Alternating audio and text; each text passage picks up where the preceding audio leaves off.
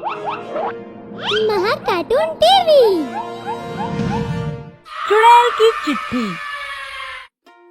एक समय की बात है, किसी गांव में पूजा नाम की एक छोटी सी बच्ची रहती थी। वो बचपन से ही बहुत समझदार थी और अपने माँ पापा की लाडली भी थी। वो जिस गांव में रहती थी वहाँ ज्यादा सुविधा नहीं थी। एक दिन पूजा के घर एक डाकिया आया जो पूजा के पापा आनंद के नाम की चिट्ठी लाया। आनंद जी के नाम की चिट्ठी आई है। डाकिये की आवाज सुनकर पूजा नन्हे नन्हे कदमों से बाहर दौड़कर आई और बोली, अंकल अंकल, आनंद मेरे पापा है, आप ये चिट्ठी मुझे दे दो ना। पूजा को देखकर डाकिया बहुत खुश हुआ। उसका इस तरह तुतलाकर बात करना डाकिये को बहुत पसंद आया और वो पूजा के घर के बाहर चबूतरे पर बैठकर उससे बातें करने लगा। अच्छा, तो तुम्हारे पापा का नाम आनंद है। तुम्हें अपना नाम पता है? हाँ, मेरा नाम पूजा है। और आपका क्या नाम है? मुझे तुम डाकिया चाचा बोला करो। ठीक है, आपसे मैं आप तो दादिया ताता ही बुलाऊंगी। पूजा के मुंह से अपना नाम सुनकर डाकिये को बहुत अच्छा लगा। अब डाकिया अक्सर पूजा के घर उससे मिलने जाया करता और अब पूजा के माँ पापा से भी डाकिये की बहुत अच्छी जान पहचान हो गई थी। पूजा धीरे धीरे बड़ी होने लगी तो डाकिये ने पूजा के मम्मी पापा से कहा, आप पूजा को पाठशाला क्यों नहीं भेजते? पढ़ लिख कर करेगी क्या? आखिर संभालना तो इसे चूल्हा चौका ही है। अरे, आप ऐसा क्यों सोच रही हो? आजकल लड़कियां लड़कों से कंधा मिलाकर काम कर रही हैं। लेकिन हमारे गांव में कोई अच्छा स्कूल भी तो नहीं, बस एक छोटी सी प्राथमिक स्तर की पाठशाला है। वहाँ ये क्या पढ़ पाएगी? आप पूजा को पाठशाला तो भेजिए, बाकी पढ़ाई में मैं पूजा की मदद करूँगा। डाकिये के कहने पर पूजा के माता पिता ने उसे पाठशाला भेजना शुरू कर दिया और अब तो पूजा के डाकिया चाचा उसकी पढ़ाई में खूब मदद किया करते थे। देखते ही देखते पूजा बड़ी होने लगी। डाकिया चाचा ने पूजा को चिट्ठी लिखनी और साइकिल चलानी सिखाई। अब पूजा वो सारे काम किया करती थी जो उस गांव की लड़कियों के लिए एक सपना था। इसीलिए पूजा की दो सहेलियां रेखा और हेमा उससे खूब चिढ़ती थी। एक दिन हेमा और रेखा पूजा के साथ खेल रही थी। चलो, हम तीनों भागकर वो सामने वाला पेड़ छूकर आते हैं। जो भी पहले पेड़ छूकर आएगा वो ही विनर होगा। ये विनर क्या होता है? अरे बुद्धू, विनर का मतलब होता है विजेता। अरे पूजा, तू तो अंग्रेजी भी सीख गई।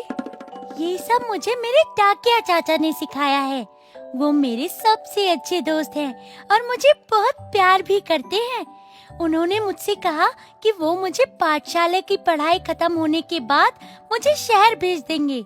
पूजा की शहर जाकर पढ़ने वाली बात सुनकर हेमा और रेखा जल भुनकर राख हो गई और वो किसी भी तरह से पूजा को रास्ते से हटाना चाहती थी।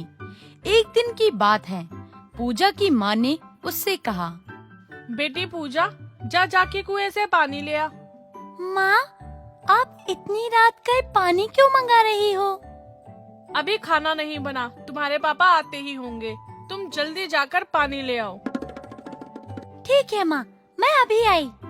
ऐसा कहकर पूजा हाथ में मटका लिए कुएं के पास चल दी। जब वो कुएं के पास पहुँची तो वहाँ हेमा और रेखा पहले से मौजूद थी। उन्हें देखकर पूजा बोली, अरे हेमा, रेखा, तुम दोनों यहाँ? तुम इतनी रात को अकेली यहाँ क्या कर रही हो? माँ को खाना बनाना है और पानी भी खत्म हो गया है, इसीलिए आ गई। पूजा ने मटका कुएं के पास रख दिया और वो बाल्टी से पानी निकालने लगी।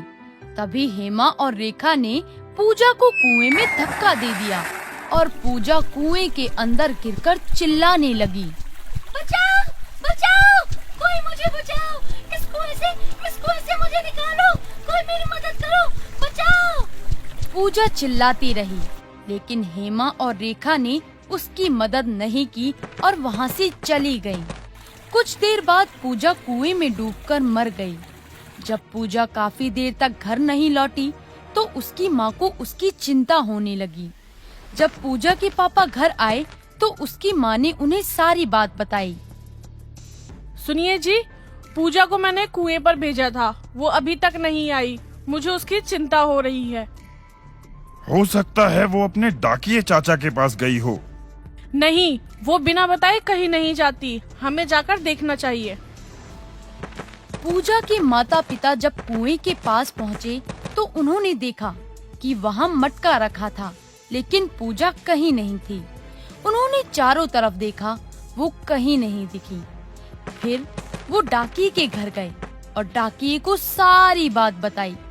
पूजा के माता पिता और डाकिये ने मिलकर पूजा को सारी रात ढूंढा, लेकिन वो कहीं नहीं मिली और तीनों थक हार कर अपने घर वापस आ गई। न जाने पूजा बेटी कहाँ चली गई। मुझे तो अब चिंता होने लगी है। अब हम उसे कहाँ ढूंढें? हमें जल्दी से जाकर थाने में रपट लिखानी चाहिए।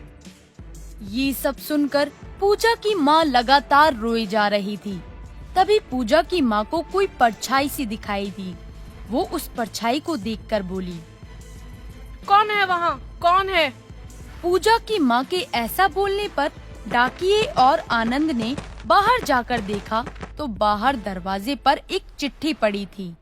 डाकिये ने वो चिट्ठी उठाते हुए कहा, अरे ये चिट्ठी यहाँ कैसे आई? डाकिये ने वो चिट्ठी खोली तो वो पूजा की चिट्ठी थी, जो कि खून से लिखी गई थी। तीनों उस चिट्ठी को देखकर बहुत हैरान हुए। उस चिट्ठी में लिखा था, मम्मी, पापा और मेरे प्यारे डाकिये चाचा, आप मुझे यहाँ वहाँ मत ढूंढो। मैं कुएं के अंदर हूँ। आपकी पूजा। वो चिट्ठी पढ़कर तीनों कुएं के पास गए तो वो ये सब देखकर बहुत हैरान हुए। कुएं में पूजा की लाश तैर रही थी। उन्होंने जैसे तैसे पूजा की लाश को उस कुएं से निकाला और बहुत रोए, लेकिन सबको यही लग रहा था कि पूजा की मौत बस एक एक्सीडेंट था। पूजा के माता पिता और डाकिया तीनों बहुत दुखी रहने लगे। वो हर समय पूजा को याद किया करते थे। उसी दौरान गांव में एक चुड़ैल होने की खबर उड़ी।